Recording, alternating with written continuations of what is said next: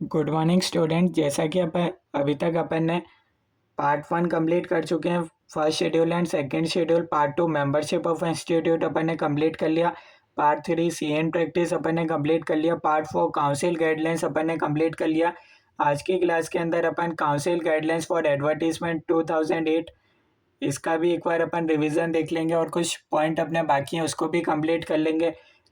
And part number 6 recommended self regulatory measures, ये भी अपन आज की क्लास में करेंगे। और आज की क्लास में अपन शुरू कर देंगे part number 7 overview of a code of ethics. तो सबसे पहले अपन आ जाते हैं एक bar council guidelines for advertisement 2008। इसमें जो अपने अगर कोई पॉइंट बाकी होंगे तो उसको अपन वापस से कर लेते हैं और एक बार आपका इस पॉइंट से आपका रिवीजन भी हो जाएगा। तो फटाफट से आप आ जाइए। पेज नंबर मैं आपको बता देता हूँ। अपनी पीडीएफ का है 36, ठीक है। तो 36 पेज नंबर पर आप आ जाइए। पार्ट नंबर 5 है काउंसिल गाइडलाइंस फॉर एडवर्टीजमेंट 2008। तो सबसे पहले अपन ने देखा था काउंसिल गाइडलाइंस फॉर एडवर्टीजमेंट 2008 के अंदर फर्स्ट पॉइंट था अपना गाइडलाइंस फॉर राइटअप। राइटअप होता है बेसिकली अबाउट अस। आप एज अ मेंबर हो, ठीक है। तो अब आप अपने बारे में कुछ तो लिखोगे ना, आप क्या सर्विस प्रोवाइड कर रहे हो, ठीक है। अपने बारे में इंफॉर्मेशन देते हो, उसी को ही अपन राइटअप बोलते हैं। बेसिकली शॉर्ट में बोल सकते हो अबाउट अस हो गया। इसके अंदर क्या क्या चीज़ें आती है, जैसे कि सीए नेम हो गया, membership number, age, mobile number, languages known, email, CA logo, आपकी क्या क्वालिफिकेशंस है, प्रोफेशनल एड्रेस आता है इसमें आपका, date from which C O P L, date of becoming F C है, date of becoming A C है, ठीक है। एफ सी ए होता है बेसिकली फेलो चार्टेड अकाउंटेंट। अगर आपको प्रैक्टिस करते हुए 5 साल हो जाते हैं तो आप एफ सी ए लगा सकते हो, ठीक है।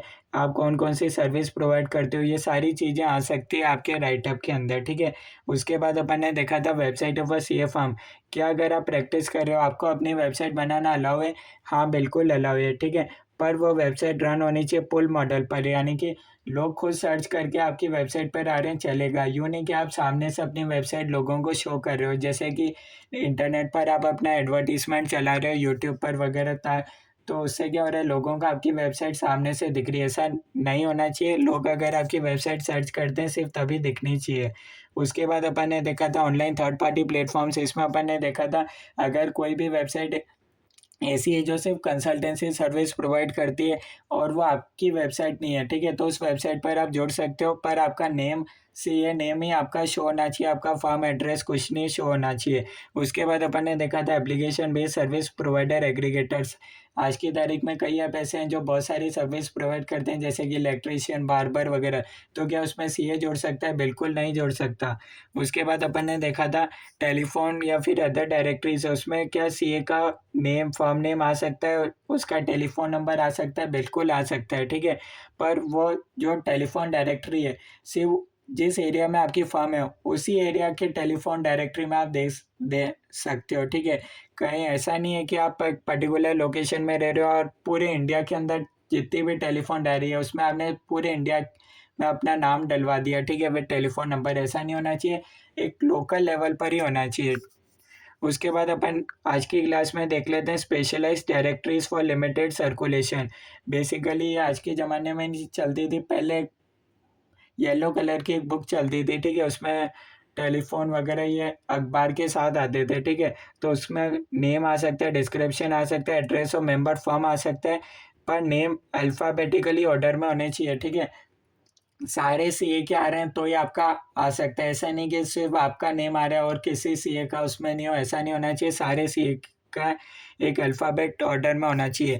एग्जाम्शन, एक और टॉपिक है एग्जाम्शन क्या होता है।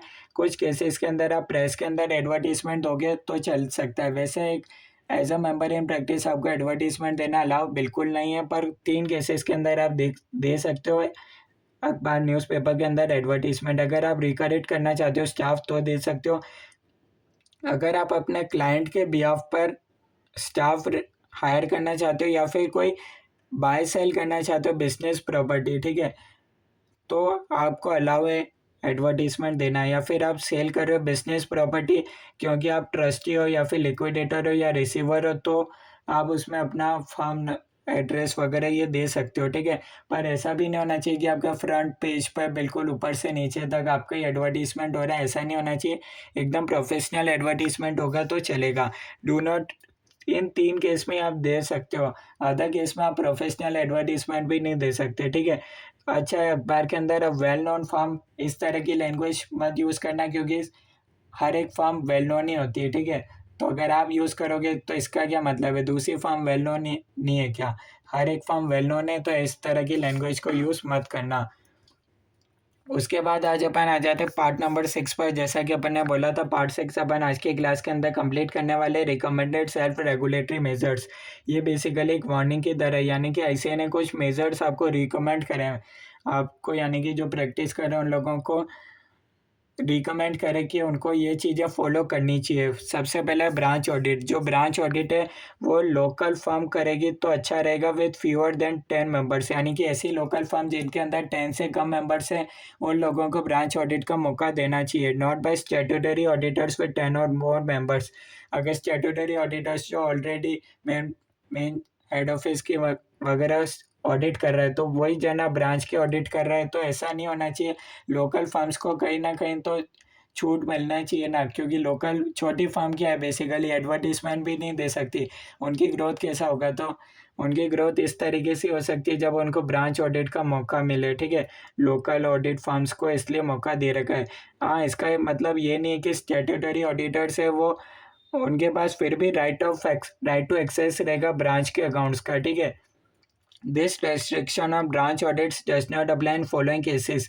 दो केस के अंदर जो स्टैट्यूटरी ऑडिटर है वो ब्रांच का भी ऑडिट कर पाएगा। When branch accounting records are kept at head office और where significant operations are conducted at branch office. जैसे कि बैंक वगैरह में होता है, ठीक है। बैंक के केस में क्या होता है, जहाँ उनका मेन मेन ऑफिस होता है वहीं उनके बेसिकली सेंट्रल सर्वर पे सारा डेटा जो बैंक का जो तो बेसिकली क्या है, बैंक की जो मेन ऑफिस है, ठीक है, वहाँ उनका सारा ब्रांच का सारा डेटा भी उनका मेन रजिस्टर्ड ऑफिस में ही सिचुएटेड होता है, ठीक है, एज ए सेंट्रल सर्वर पे होता है, ठीक है।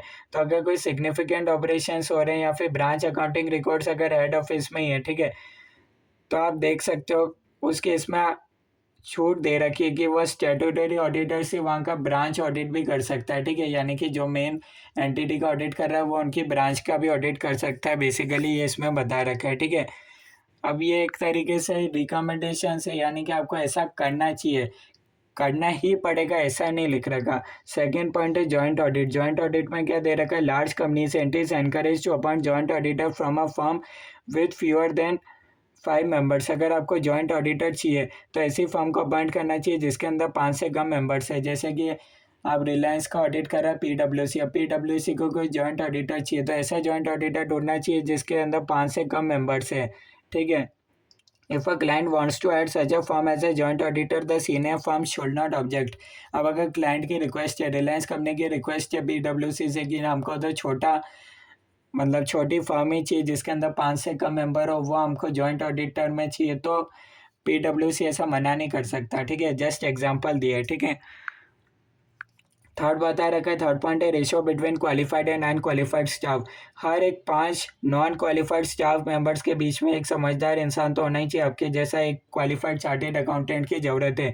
अब इन 5 लोगों के अंदर कौन कौन इंक्लूड नहीं, article assistant, audit assistant, typist, peons और other persons not engage directly in professional work. तो इन 5 के अंदर कौन इंक्लूड होंगे, जैसे कि बीकॉम बीबीए कर रखा है, अगर ऐसे लोगों का स्टाफ है तो उनके उन 5 में से हर एक 5 में मतलब every 5 non qualified staff members में एक क्वालिफाइड चार्टेड अकाउंटेंट की ज़रूरत है। आज इसमें ऑडिट असिस्टेंट को इंक्लूड नहीं करा इन 5 की काउंटिंग के अंदर, ठीक है। फोर्थ पॉइंट है disclosure of interest by auditors in other firms. अब काउंसिल क्या एडवाइस करता है कि अगर आप अदर सर्विसेज के लिए कोई भी पेमेंट रिसीव कर रहे हो from other firms where they are partners और ओनर्स, तो उनको ये बात डिस्क्लोज करनी चाहिए आईसीआई को, ठीक है। यानी कि आप स्टैट्यूटरी ऑडिटर के लिए कोई फीस आती है उसके लिए तो कोई डिस्क्लोज करने की ज़रूरत नहीं है। अगर कोई अदर सर्विस के लिए आपको कोई पेमेंट मिलता है जहाँ पार्टनर से ओनर हो तो आपको ये डिस्क्लोज करने की बात है। फिफ्थ पॉइंट है recommended minimum scale of fees. Minimum scale of fees में ये आपको बता रखा है। पहला पॉइंट तो ये है, हर एक मेंबर को मिनिमम फीस तो चार्ज करना ही चाहिए, अदरवाइज क्वालिटी ऑफ वर्क बिगड़ सकता है, ठीक है। सेकेंड पॉइंट में आपको बता रखा है कि अगर आपका टोटल फीस है जैसे कि 100 है और अगर आपका एक क्लाइंट से रेवेन्यू एक्सीड करता है 40% से ज़्यादा, तो आपको डिस्क्लोजर देना पड़ेगा। दो केस दे रखे, जैसे कि नॉन पब्लिक एंटिटीज प्राइवेट के केस में, और बी पॉइंट है पब्लिक इंटरेस्ट एंटिटीज। अब ये 2 कंसेक्यूटिव ईयर्स, यानी कि आपका टोटल 2 साल से लगातार आपका जो भी आपका ग्रॉस एनुअल प्रोफेशनल फीस है, उसमें से एक क्लाइंट से आपको 40% से ज़्यादा टोटल फीस मिलता है, तो आपको डिस्क्लोज करने की ज़रूरत है। और अगर पब्लिक के केस में, यानी कि लिस्टेड एंटिटीज़ के केस में क्या होगा, अगर आपको लगातार 2 साल से आपका ग्रॉस एनुअल प्रोफेशनल फीस आपकी फर्म का, उसमें से अगर आपका एक ऑडिट क्लाइंट से आप 20% से ज़्यादा अपना फीस रिसीव करते हो, जैसे कि आपका टोटल आपकी फार्म का फीस, टोटल आपके फार्म की रेवेन्यू है ₹100, आपको सिर्फ एक क्लाइंट से मिलता है ₹40 से ज़्यादा, तो डिस्क्लोज करना प्राइवेट के केस में, और ₹20 से ज़्यादा आपको एक ही क्लाइंट से मिलता है, तो डिस्क्लोज करना पब्लिक के केस में, ठीक है, 20% of total fees of farm.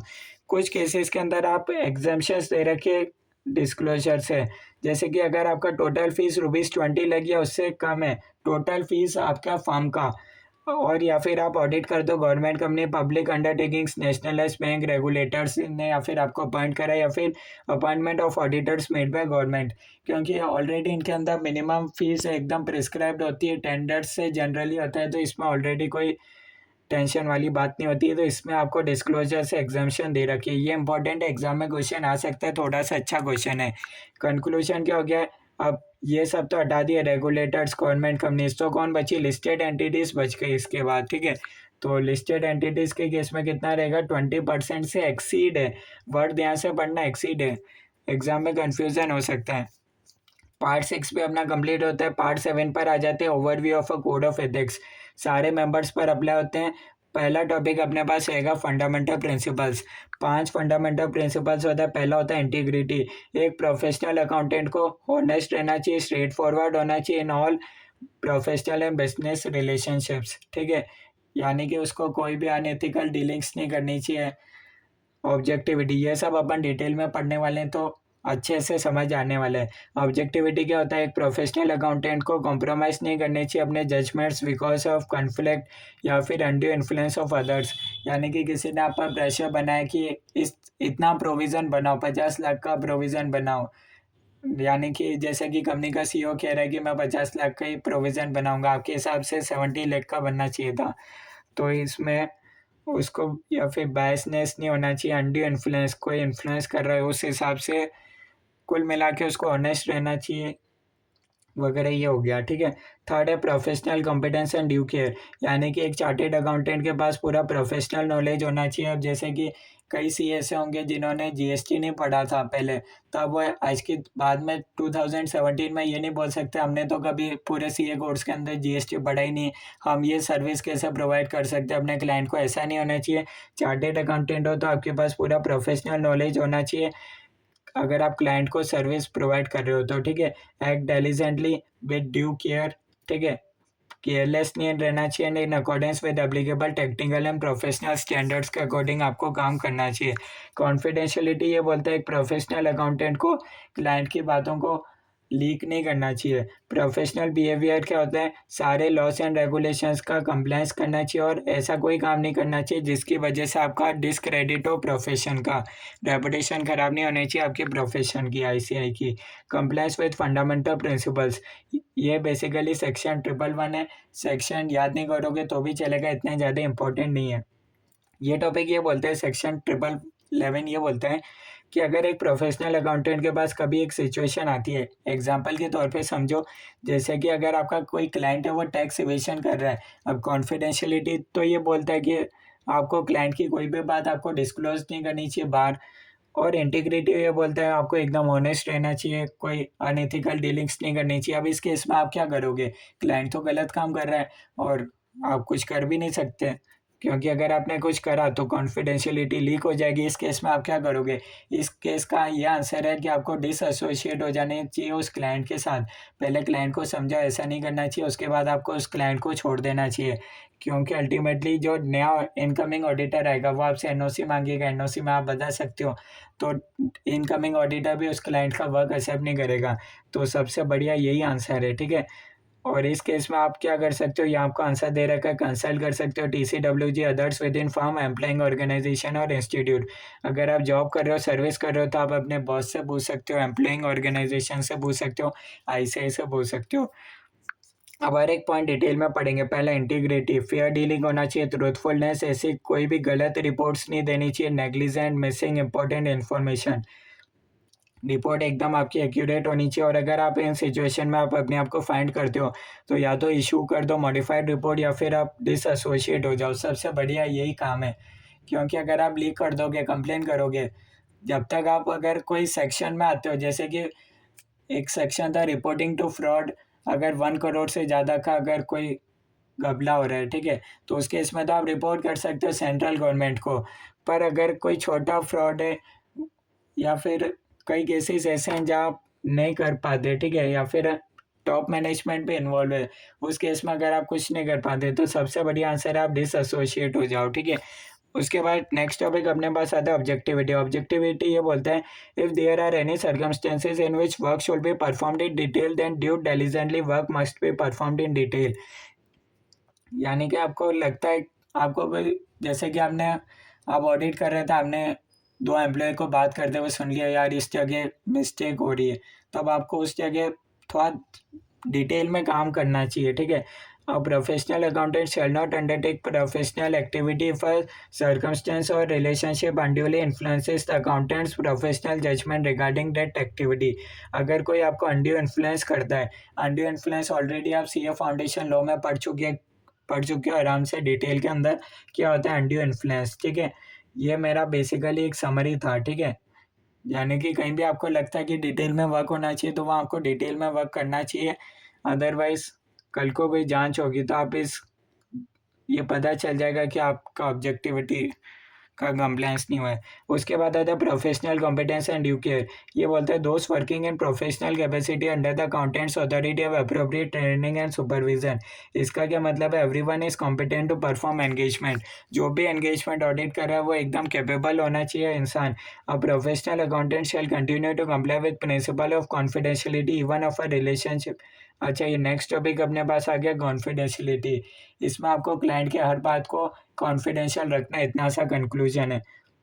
अपने पर्सनल एडवांटेज के लिए यूज़ नहीं करना है, विदाउट अथॉरिटी डिस्क्लोज करने की ज़रूरत नहीं है। अगर लॉ ने बोला है तो चलेगा, विद इन द फॉर्म आपको कॉन्फिडेंशियलिटी मेंटेन करना है। अच्छा, एक एग्जांपल बताता हूँ। आपने अपने पार्टनर को बताई, ठीक है, या फिर आपने अपने एम्प्लॉय को बता दी कोई कॉन्फिडेंशियल बात, अब आपके एम्प्लॉय ने वो बात लीक कर दी तो गलती किसकी मानी जाएगी, गलती आपकी मानी जाएगी, ठीक है। एम्प्लॉय का जो करना है फिर वो आप करना, कानून किसको पकड़ेगा, आपको पकड़ेगा, आपकी वजह से बात लीक हुई, ठीक है। Circumstances where disclosure is appropriate, किन किन सर्कमस्टेंसेस में अप्रोप्रिएट है, disclosure is required by law, जैसे कि प्रोडक्शन ऑफ डॉक्यूमेंट्स और other provision of evidence in the course of legal proceedings, disclosure to public authorities. तो इन केस में आप डिस्क्लोज कर सकते हो कोई कॉन्फिडेंशियल बात,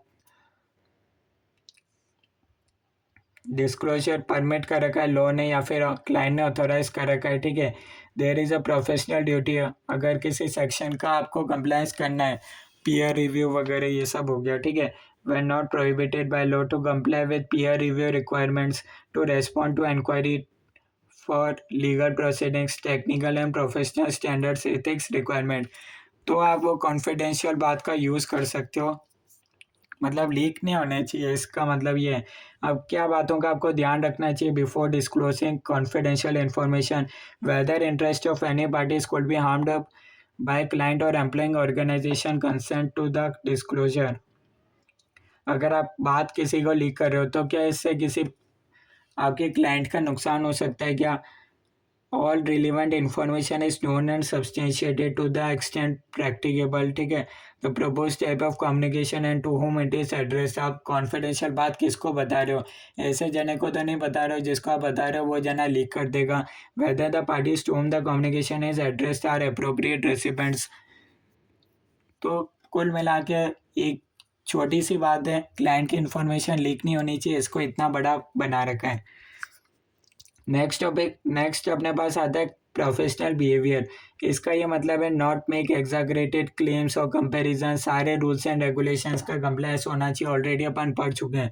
एक एग्जांपल आ सकता है जैसे कि exaggerated claims, I am the best CA for statutory audit. इस तरह की लैंग्वेज आपको यूज़ नहीं करना चाहिए। कोई एक्स्ट्रा क्लेम आपको नहीं बोलना चाहिए कि अगर आप हमको हायर करते हो तो हम बेस्ट है सिटी के अंदर, ठीक है, तो ऐसा क्लेम नहीं करना चाहिए। अब सेकंड अपने पास आता है फंडामेंटल प्रिंसिपल्स के बाद threat, evaluation of threats and safeguards. सबसे पहले अपन देखते हैं कौन कौन से थ्रेट्स हो सकते हैं। पहला थ्रेट अपने पास रहेगा सेल्फ इंटरेस्ट थ्रेट, यानी कि फाइनेंशियल से related will inappropriately influence professional और अकाउंटेंट जजमेंट और बिहेवियर। ये सब अपन डिटेल में पढ़ने वाले हैं तो आराम से समझेंगे। सेल्फ रिव्यू थ्रेट क्या होता है? अपने काम को खुद ही चेक करना, जैसे कि इंटरनल ऑडिट आपने करा फिर खुद ही आप स्टैट्यूटरी ऑडिट भी आप ही कर रहे होते हैं, ये होता है सेल्फ रिव्यू थ्रेट। या फिर आप कोई काम आपके पार्टनर ने करा उसी काम को आप चेक कर रहे हो, ठीक है, कंपनी के अंदर वो काम, मतलब आपके पार्टनर ने इंटरनल ऑडिट किया उसी सेम कंपनी के अंदर आप स्टैट्यूटरी ऑडिट कर रहे हो, तो ये भी अलाउ नहीं है by another individual with in the accountant firms और एम्प्लॉइंग ऑर्गेनाइजेशन, ठीक है। ये सब और डिटेल में पढ़ने वाले हैं। एडवोकेसी थ्रेट क्या होता है? Threat at a professional accountant will promote client employing organisation position to the point at the accountant objectivity is compromise. जैसे कि आप जिस कंपनी में कर रहे हो, अब बजाज फाइनेंस का ऑडिटर हो, अब आप क्या कर रहे हो, अपने क्लाइंट को बोल रहे हो बजाज फाइनेंस के शेयर ले लो, ठीक है, या फिर आप क्लाइंट के एडवोकेट की तरह काम कर रहे हो। फैमिलियरिटी थ्रेट क्या हो गया? आपका उसके साथ कोई रिलेशनशिप हो गया, ठीक है। इंटिमिडेशन थ्रेट क्या होता है? Will be dated from acting objectively because of actual और परसीव प्रेशर्स। जैसे कि आपका क्लाइंट आपको बोल रहा है कि अगले साल ऑडिट चाहिए कि नहीं चाहिए, अगर अगले साल चाहिए तो जैसा मैं बोल रहा हूँ वैसा कर, ठीक है, तो ऐसा भी नहीं होना चाहिए। कोई थ्रेट नहीं होना चाहिए, यानी कि परसीव प्रेशर्स। आपका जैसे कि आपका क्लाइंट आपको बोल रहा है, ठीक है, क्लाइंट सीए को बोल रहा है कि प्रमोशन यानी कि और काम भी देखो मिलेगा अगले साल अगर तूने जैसा मैं बोल रहा हूँ वैसा करेगा तो कोई प्रेशर के तहत उसको कोई गलत काम नहीं करना चाहिए, ठीक है। अब कौन कौन से सर्कमस्टेंसेज है जिसकी वजह से थ्रेट क्रिएट हो सकता है, ठीक है। इसमें अपन दो तरीके से पढ़ेंगे। पहला जो लोग प्रैक्टिस कर रहे हैं उनके हिसाब से, फिर अपन जो सर्विस कर रहे हैं, जॉब कर रहे हैं, उनके हिसाब से पढ़ेंगे, ठीक है। ये लाइन ध्यान रखना, ये एग्जाम में आ सकती है, इस हिसाब से आपसे पूछ सकते हैं क्वेश्चन। बेसिकली ये किसके लिए प्रैक्टिस जो कर रहे हैं एज अ सीएन प्रैक्टिस, उनके लिए क्या थ्रेट हो सकता है? सेल्फ इंटरेस्ट थ्रेट में क्या हो सकता है? डायरेक्ट फाइनेंशियल इंटरेस्ट, यानी कि उसका किसी कंपनी में चाहे माइनॉरिटी शेयर होल्डिंग हो तो ऐसा नहीं कि वो गलत ओपिनियन एक्सप्रेस कर दे, या फिर वो बहुत कम फीस चार्ज कर रहा है, इतना कम फीस चार्ज कर रहा है कि पूरा एंगेजमेंट एज पर स्टैंडर्ड्स हो ही नहीं सकता। थर्ड पॉइंट है close business relationship with client. इसका क्या मतलब है? आप अपने क्लाइंट को कमिट कर चुके हो, जैसे कि आप टाटा मोटर्स के स्टैट्यूटरी ऑडिटर थे, ठीक है। अब आपको पता है कि आने वाले दिनों में ये शेयर बढ़ने वाले, तो आपने क्या करा, अपने दोस्तों को सबको बोल दिया कि ये शेयर खरीद लो, और नहीं बढ़ा तो मैं आपको 10,000 रुपये दूंगा। तो अब आप क्या करोगे, बाद में पूरे ऑडिट के लास्ट टाइम पे आप देखोगे यार टाटा मोटर्स का तो शेयर नहीं बढ़ेगा क्योंकि ऐसा रिजल्ट ऐसे नंबर्स है, तो आप नंबर्स को मैनिपुलेट करना चाहोगे क्योंकि उससे पर्सनल आपको नुकसान हो जाएगा। तो ये हो गया close business relationship with the client, ठीक है। तो इस तरह से भी नहीं होना चाहिए क्योंकि इससे आपका नुकसान हो रहा था तो आपने पूरे नंबर्स को ही चेंज कर दिया, ऐसा भी नहीं होना चाहिए। Professional accountant having access to confidential information and use for personal gain, same मैंने आपको बता ही दिया। थर्ड पॉइंट अपन देख ही चुके हैं, close business relationship with client, ठीक है, आपका कोई रिलेशनशिप क्लाइंट से हो गया। ई पॉइंट है professional accountant discovering a significant error when evaluating the results of previous professional service perform by member और ऑफ अकाउंटेंट्स फर्म। इसका क्या मतलब हो गया? जैसे कि आपने कोई सिग्निफिकेंट एरर को डिस्कवर करा जब आप इवेलेट कर रहे थे result of previous professional service, आपने कोई पहला काम करा उसमें आपको पता चला यार ये मिस्टेक रह गई, तब आप उसके इन लास्ट ईयर और old times you have done wrong and it is discover in current year. तो अब आपको डर लग रहा है यार पहले मैंने कोई सही से काम नहीं किया तो के बेसिस पर लास्ट ईयर सही से काम नहीं करा तो इस साल भी क्या करूँ, गलत कर देता हूँ, उससे गलत ओपिनियन एक्सप्रेस कर दिए, तो ऐसा भी नहीं होना चाहिए। सेल्फ रिव्यू थ्रेड क्या होता है? अपने काम को खुद ही चेक करना। Issuing N assurance report on the effectiveness of implementing operation of financial system, यानी कि आपने ही कंट्रोल्स को इम्प्लीमेंट, आपने ही पूरा ईआरपी सिस्टम इम्प्लीमेंट करा, अब आप ही उसको चेक कर रहे हो, तो ऐसा भी नहीं होना चाहिए। बी पॉइंट है professional accountant having prepare the original data use to generate records data subject matter of assurance engagement, वही सेम बात आपको बता रखी है। थर्ड है एडवोकेसी थ्रेड्स, इसमें क्या होता है? प्रमोटिंग द इंटरेस्ट और शेयर्स इन अ क्लाइंट, आप क्लाइंट के जो भी शेयर्स है उसको प्रमोट कर रहे हो, या फिर आप एक्ट कर रहे हो एज एन एडवोकेट, ठीक है, आप पूरा अपना क्लाइंट का सपोर्ट ले रहे हो, और on behalf of client in litigation और disputes with third parties, professional accountant lobbying in favour of legislation on behalf of client, यानी कि आप क्या कर रहे हो? पॉलिटिकल पार्टीज के साथ मिलकर आप कोई ऐसा लॉ पास करवा रहे हो जिससे आपके क्लाइंट को बेनिफिट मिलेगा, ठीक है, पर्टिकुलर पर्सनल पर्पस के लिए, तो ऐसा भी नहीं होना चाहिए, ठीक है। ये specially third point bigger companies में होता है। फोर्थ पॉइंट है फैमिलियरिटी थ्रेड्स। फोर्थ पॉइंट में आपको बता रखा है क्लोज और इमीडिएट फैमिली मेंबर, जो कि डायरेक्टर या ऑफिसर है, ठीक है, a director or officer of a client or an employee in a position to exert significant influence over the subject matter of engagement having recently served as engagement partner। इसका ये मतलब है आपका partner क्या है?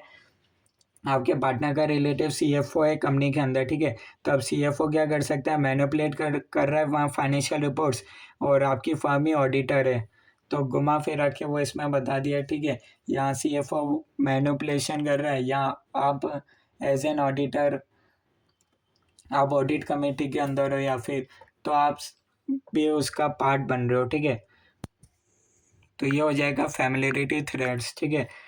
सी पॉइंट दे रखा है audit team member having a long association with the audit client, या फिर आपका ऑडिट क्लाइंट है उसके साथ आपका कोई लॉन्ग एसोसिएशन है, ठीक है। फोर्थ पॉइंट है इंटिमिडेशन थ्रेट, इसका ये मतलब है आपको डिसमिस कर देंगे अगर आप ने क्लाइंट की बात नहीं मानी, तो अगर आपको ऐसा थ्रेटन कर रहे हैं या फिर आपको प्रेशर कर रहे हैं, ठीक है, because the client has more expertise on the matter in question, अब क्लाइंट बोल रहा है कि इतना प्रोविजन बनना चाहिए उसके पास, वो भी पूरा ग्रेजुएट है, एक्सपर्ट है, क्लाइंट क्लाइंट ने बोल दिया कि इतना प्रोविज़न बनना चाहिए, आप बोल रहे हो ज़्यादा प्रोविज़न बनना चाहिए, तो आपको प्रेशर करा जा रहा है। थर्ड पॉइंट है inform that a plan promotion will not occur unless he agrees with in appropriate accounting treatment. अब वो यहाँ प्रमोशन का मतलब है आपका और काम नहीं, आपको और सर्विसेज मतलब और सर्विस के लिए भी रख लेंगे, या फिर और फीस बढ़ा देंगे अगर जो आप इनअप्रोप्रिएट अकाउंटिंग ट्रीटमेंट जैसा आपके क्लाइंट बोल रहे हैं वैसा करोगे, तो या फिर आप कोई गिफ्ट रिसीव कर रहे हो अपने क्लाइंट के से। उसके बाद आता है threats for a professional accountant when undertaking a professional activity, यानी कि आप एम्प्लॉय के केस में बता रहे सेल्फ इंटरेस्ट थ्रेट क्या हो जाएगा?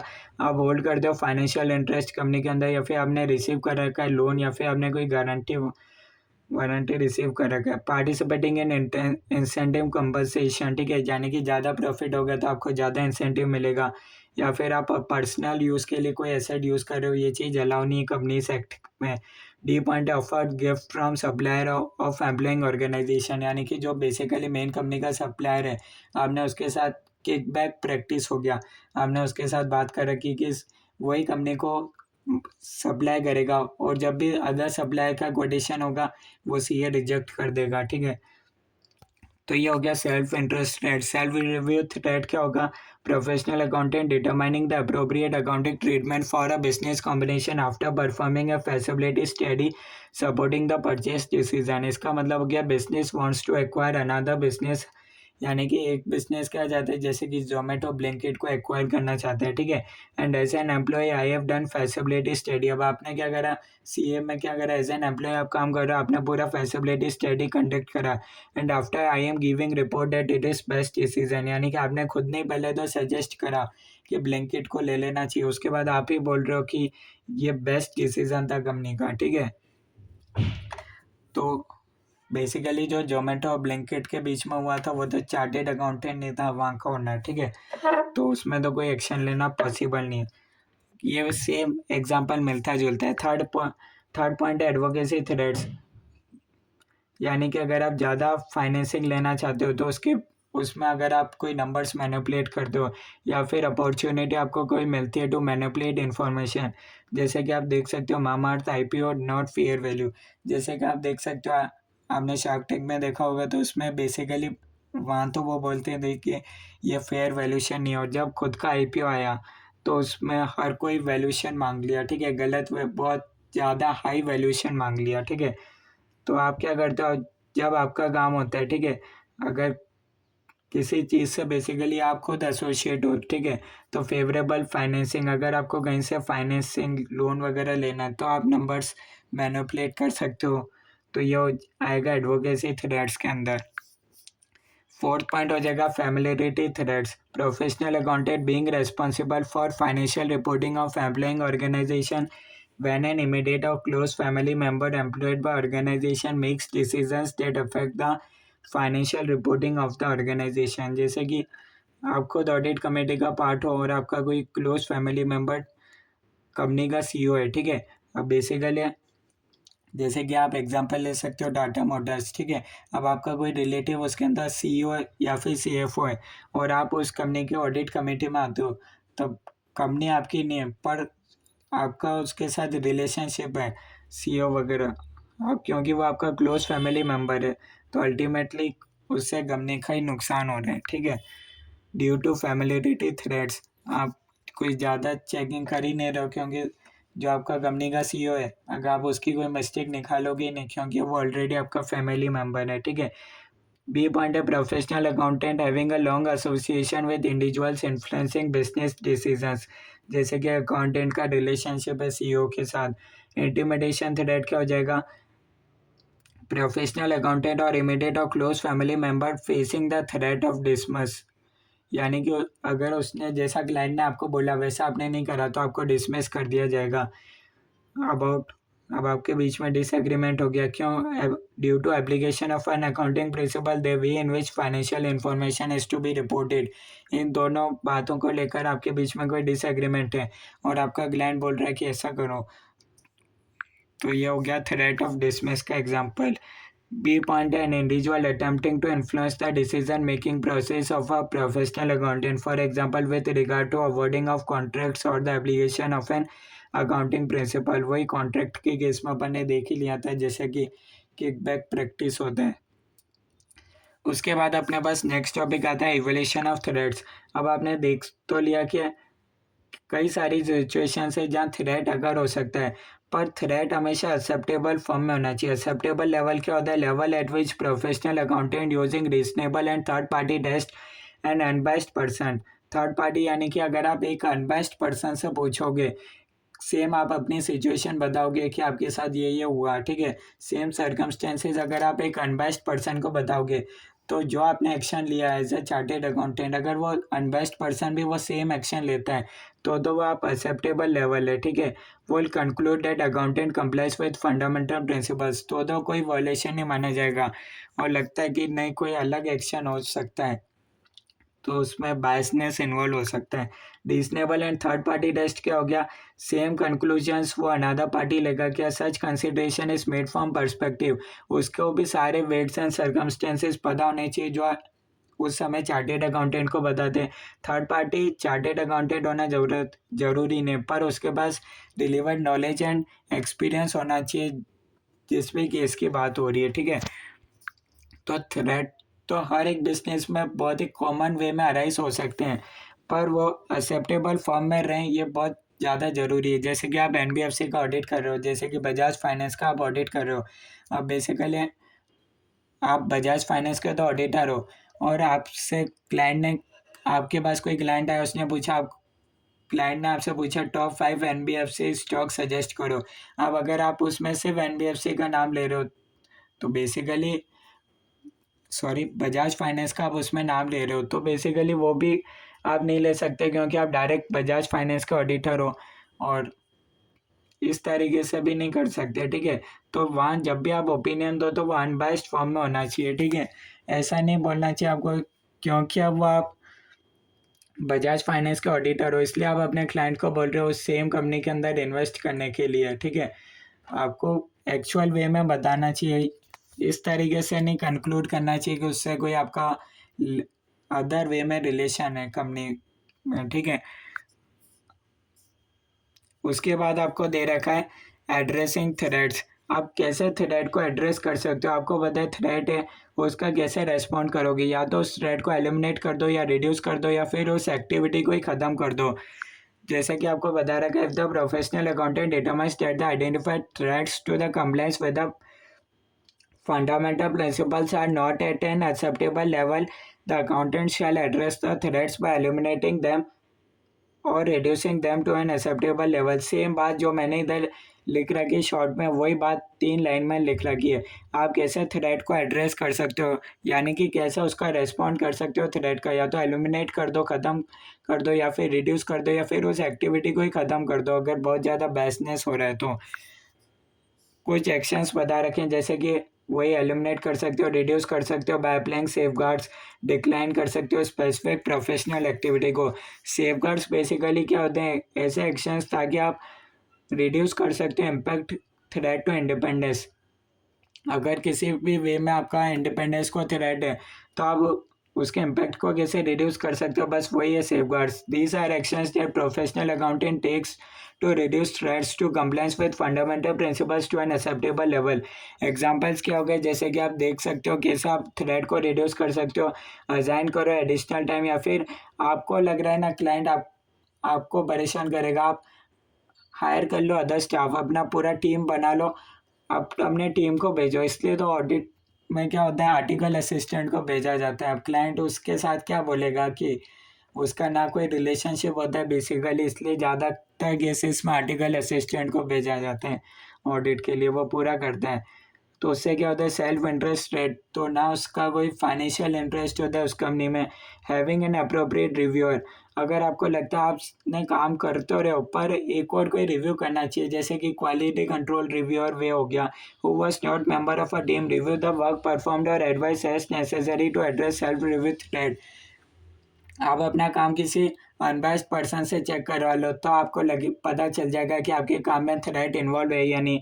थर्ड पॉइंट हो गया using different partners and engagement teams with separate reporting lines for the provision of non assurance service to an assurance audit. Client might address self review advocacy और familiarity threads. Basically section 144 आने के बाद ये point बहुत uncommon हो गया। Section 144 ये बोलता था जिस कंपनी के अंदर आप अपनी ऑडिट स्टैट्यूटरी ऑडिट कर रहे हो, उसी सेम कंपनी के अंदर आपको अदर सर्विस नहीं देनी चाहिए।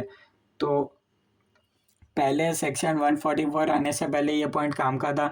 या फिर थर्ड पॉइंट ये बोल रहा है आप डिफरेंट पार्टनर से अदर सर्विस कर रहे हैं, आप तो प्रोवाइड नहीं कर सकते, आपके जो भी नेटवर्क है उसका दूसरा जना वो अदर सर्विस प्रोवाइड करना चाहिए। सेक्शन 145 आने के बाद तो पूरा मना कर दिया। थर्ड पॉइंट ये बोल रहे दूसरा जना वो अदर सर्विस प्रोवाइड करें, आपका ही कोई दूसरा पार्टनर्स वगैरह। फोर्थ पॉइंट है involving another firm to perform और if perform the engagement might address self interest, self review, advocacy, familiarity और इंटिमिडेशन थ्रेड्स। जो भी आपने काम कराना वो किसी एक और फर्म को हायर करके आप पूरा काम चेक करवा लो। बहुत ही अनकॉमन पॉइंट है फोर्थ काम, क्योंकि पूरा काम को 2 बार परफॉर्म करना, फोर्थ पॉइंट ऐसा बोल रहा है। फिफ्थ पॉइंट है separating items of confidential nature that might address self interest rate. अगर कोई आपको लग रहा है कॉन्फिडेंशियल नेचर की कौन कौन सी बातें हैं, उसका आप अलग फोल्डर बना लो ताकि क्लाइंट की कॉन्फिडेंशियलिटी लीक नहीं हो और उससे ना कोई आपका थ्रेट अराइज हो। तो बेसिकली अपन ये पढ़ चुके हैं। नेक्स्ट क्लास के अंदर अपन और आगे बढ़ेंगे इसी चैप्टर के अंदर। मे बी लास्ट एक और क्लास अपन और लगेगी, उसके अंदर अपना ये पूरा चैप्टर कंप्लीट हो जाएगा। कोई डाउट है तो कमेंट्स में बता सकते हो। 1-2 क्लास अपन और ले लेंगे और अपना ये पूरा चैप्टर कंप्लीट हो जाएगा, ठीक है। थोड़ा सा ये आपको बोरिंग सा लग रहा होगा पर आपको बनना पड़ेगा, कोई ऑप्शन नहीं है। ना मैं इसको शॉर्ट कर सकता हूँ क्योंकि आपका पेपर डिस्क्रिप्शन एग्ज़ाम है, पूरा डिस्क्रिप्टिव पार्ट आपको लिखना पड़ेगा एग्ज़ाम के अंदर, तो आपको पूरा पढ़ना पड़ेगा। एमसीक्यू पर्पज़ से मैंने इंपॉर्टेंट टॉपिक्स को हाईलाइट कर रखे हैं, कोई डाउट है आप पूछ सकते हो। Thank you everyone. Important topics MCQ purpose से ऑलरेडी हाईलाइट कर रखे हैं। डिस्क्रिप्टिव एग्ज़ाम के लिए, थ्योरी के लिए आपको पूरा पढ़ना पड़ेगा, उसमें कोई शॉर्टकट नहीं होता है। फिर भी मैंने ICAI मॉड्यूल के हिसाब से देखोगे तो बहुत कम पेजेस के अंदर, ICAI मॉड्यूल में तो ये 100+ पेजेस का ये चैप्टर है, फिर भी मैंने इस चैप्टर को बहुत कम जो काम का था हर एक टॉपिक को इंक्लूड करके समराइज वे में आपको प्रेजेंट करा है। Thank you everyone.